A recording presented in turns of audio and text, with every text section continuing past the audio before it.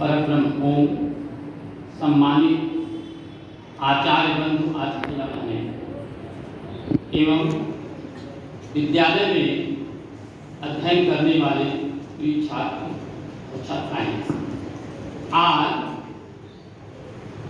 परशुराम की जयंती मनाने के लिए आप यहाँ पर उपस्थित हैं। लेकिन परशुराम जयंती कब है? कल है।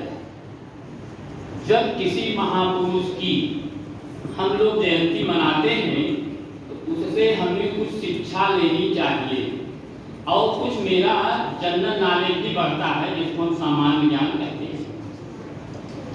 ऐसा नहीं कि हम कहानी सुन लिए फिर यहाँ सुने फिर चले गए स्कूल में भूल गए उसको, तो उससे कुछ शिक्षा लेनी चाहिए। परशुराम जी जो थे ये भृगु वंश में पैदा हुए थे। ये वास्तव में जो भृगु ऋषि थे उनके प्रपौत्र थे, मतलब चौथी पीढ़ी के। और भृगु के जो पुत्र थे वे ऋषि ऋषिक थे, उनके ये पौत्र थे।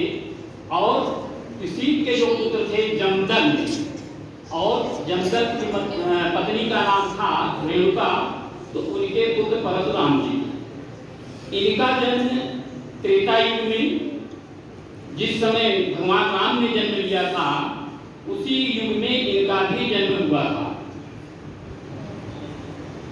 ये जो मध्य प्रदेश है, मध्य प्रदेश में इंदौर जिला है, वहां पर मानपुर गांव के पास एक जाना पाव पर्वत है, वहीं पर इनका जन्म वैशाख महीने की शुक्ल पक्ष की तृतीया को हुआ था। इसीलिए ये जो तृतीया है इसको अक्षय तृतीया भी कहते हैं। अक्षय तृतीया का हिंदू धर्म में बहुत ही महत्व है। लोग आज के दिन अक्षय तृतीया के दिन स्वर्ण खरीदना बहुत अच्छा मानते हैं, बहुत से लोग खरीदते हैं। इनके बचपन का नाम मूल रूप से राम था। ये शिव के भक्त थे। शिव के भक्त होने के कारण शिव जी जब प्रसन्न हुए उन्होंने किया था कि एक बहुत मजबूत, इनको अपना जो फरसा नहीं होता है, फरसा दान दे दिया। फरसे को ही परश कहते हैं, इसीलिए इनका नाम परशुराम पड़ा। इतनी बात समझ में आ गई नहीं? परशुराम क्यों पड़ा? शिव जी द्वारा जो फरसा इनको दिया गया, जिसको अगर आप फरसे का पर्यायवाची ढूंढेंगे तो परस होता। परस का एक मीनिंग और होती है कुल्हाड़ी। परस को कुल्हाड़ी भी कहते हैं और फरसा भी कहते हैं, तो इसलिए इनका नाम परशुराम। एक बात की बात है, अभी आप लोगों को बताया गया कि कुल 5 भाई थे, ये 5वीं संतान थे। एक बार इनके पिताजी, दरअसल इनकी मां जो रेणुका थी, किसी कारणवश उन पर चारित्रिक दोष लग गया। तो इनके पिता जमदग्नि ने कहा, अपने पहले जो इनसे बड़े 4 पुत्र थे उनसे कहा कि तुम अपनी मां का गर्दन काटो। तो एक पुत्र कैसे अपने मां की गर्दन काटेगा? सब प्रेम बस किसी ने नहीं काटा। लेकिन जब इनसे कहा गया परशुराम जी से, तो परशुराम जी ने पिता की आज्ञा का पालन करते हुए तुरंत मां का गर्दन काट दिया। अब देखिए प्रश्न ये उठता है कि 4 पुत्र ऐसे हैं जो प्रेमवश मां की गर्दन को नहीं काटते, ध्यान दीजिएगा, और एक परशुराम जो है वह मां की गर्दन को काट देते हैं। देखिए हम लोगों का कर्तव्य है, हमारे माता पिता चाहे जितने खराब हों, हमारा काम है उनको समझाना, लेकिन उनका अपमान करना नहीं है। यहाँ पर परशुराम जी गलत हैं, परशुराम जी गलत हैं। लेकिन दूसरी दृष्टि से देखिए, चूंकि पिता की आज्ञा है इसलिए पिता की आज्ञा का पालन करना उनका धर्म है। अंतर है ना कि माता पिता का हम अपमान नहीं कर सकते, लेकिन पिता की आज्ञा का उन्होंने पालन किया, मां का गर्दन काट दिया, तो पिताजी बहुत खुश हो गए। कहें बेटा मैं तुम्हारे ऊपर बहुत खुश हूं, तुम मुझसे वरदान मांगो।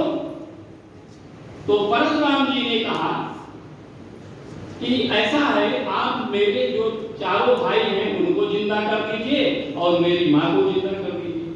तो पिताजी ने फिर उनकी माँ और चारों भाइयों को जिंदा कर दिया। महाभारत काल में इन्होंने द्रोणाचार्य, भीष्म पितामह और कर्ण जैसे धनुर्धरों को या विजय की शब्दधारी को शिक्षा दी। एक घटना इनके बारे में ये है कि इंदौर जिला है, वहां पर इंदौर नहीं, मध्य प्रदेश में खरगोन जिला में नर्मदा नदी है। नर्मदा नदी के किनारे एक बहुत पहले महिष्मत नाम के राजा होते थे। उन्होंने अपने ही नाम से उस नगर का नाम महिष्मती नगर रख दिया, जिसको आज उसका नाम महेश्वर नगर के नाम से जाना जाता है। महिष्मत जो राजा थे उनका एक पुत्र था कार्तवी। कार्तवी है वंश के क्षत्रिय थे। उनका एक पुत्र था अर्जुन। अर्जुन जो है भगवान दत्तात्रेय का कई वर्षों तपस्या किया। उस तपस्या से खुश होकर दत्तात्रेय ने उनको 10,000 बाहों का उपहार दे दिया। तो उनकी 10,000 भुजाएं हो गई, जिससे उनका नाम सहस्त्राबाहु हो गया। सहस्त्राबाहु का नाम सुने हम लोग, जिसको सहस्त्रार्जुन भी कहते हैं। तो एक बार सहस्त्रार्जुन महेश्वर नगर का राजा बन गया। तो वह एक बार अपनी सेना के साथ जंगल में जा रहा था। शाम हो गई, देखा कि बगल में एक ऋषि हैं, चल के उनके आश्रम में विश्राम किया जाए। जब वहां गए तो देखा कि वह जमदग्नि ऋषि ही थे। तो उनके आश्रम में अपनी सेना को लेकर पहुंच गए। जमदग्नि ने उनका अतिथि समझ करके पूरा उनका सम्मान किया, उनका आदर सत्कार किया। जमदग्नि के पास कपिला नाम की एक कामधेनु थी। कामधेनु गाय का नाम सुने होंगे। जमदग्नि को इंद्र जी ने दिया था। तो जो कामधेनु थी, उसी के प्रभाव से या उसके कारण जमदग्नि ने सहस्त्राबाहु की पूरी सेना का भोजन बनाया। सब प्रसन्न हुए। तो राजा था, राजा को लालच पैदा हो गई कि पहले कामधेनु तो मैं ले लूं, ये ऋषि मुनि क्या करेंगे। तो सहस्त्राबाहु ने जमदग्नि से मांगा कि महाराज मुझे ये कामधेनु गाय दे दीजिए। तो उन्होंने कहा कि महाराज ये मेरे जीवन का एक अंग है, मैं इसे नहीं दे सकता। लेकिन सहस्त्राबाहु उनसे जबरदस्ती छीन कर चल दिया लेकर। और जैसे लेकर चलता है कामधेनु गाय उसके हाथ से छूट जाती है और वह आकाश में चली जाती है। जब इस बात का पता परशुराम जी को चलता है, वह पर्वत पर तपस्या कर रहे थे, पता चला तो आए। उन्होंने सहस्त्राबाहु को युद्ध करके उसको मृत्युलोक पहुंचा दिया। फिर परशुराम जी चले गए अपने स्थान तपस्या करने। उसके बाद जो सहस्त्राबाहु के पुत्र थे उनको मौका मिल गया, वे गए जमदग्नि की हत्या कर दिए, मार डाले। फिर परशुराम जी को पता चला, वह लौटे, देखे अपने पिता के शव को देखे, उसमें 21 जगह चोट था। उनके जो शव था जमदग्नि का, उसमें 21 जगह चोट था। उन्होंने प्रतिज्ञा कर लिया कि मैं इस पृथ्वी पर 21 बार क्षत्रियों का विनाश करूंगा। परशुराम जी अपने प्रभाव से क्रोधी स्वभाव के थे ही, हर्षा उनका काफी शक्तिशाली था।